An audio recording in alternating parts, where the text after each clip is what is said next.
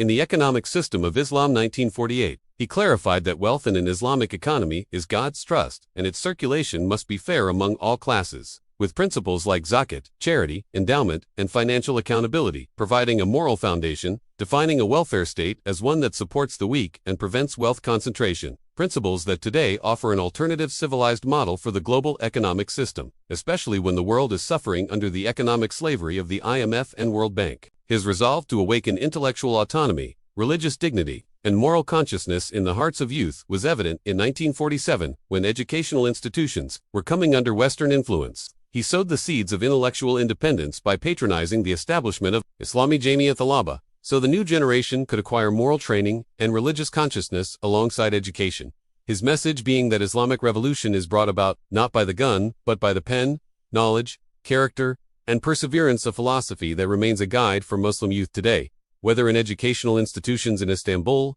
Toronto, Jakarta, or Cairo. The sphere of his intellectual influence in the Islamic world extended from Cairo to Istanbul and Jakarta, as Said Modudi as thought went beyond South Asian borders to become the intellectual foundation for Islamic movements in the Middle East and Africa, influencing leaders like Egypt's Said Qutb, Tunisia's Raiched Ghannouchi, and Turkey's Nekmet Erbakan, while his book, Al-Jihad, Fil Islam, 1927, was declared a prominent academic source of Islamic political thought by Al-Azhar University in 1930, and his ideas provided the ideological justification for the principle of supremacy of Quran and Sunnah in Pakistan's 1973 constitution. The moment history witnessed his thought become a symbol of speaking truth against tyranny was in 1953, during the Khatama Nubuwat movement, when he was arrested and sentenced to death, a sentence later commuted under global pressure. This event was a turning point in his life, proving that serving Islam is done not only from the pulpit or through writing, but also through sacrifice and perseverance, which gave his movement moral strength and global credibility.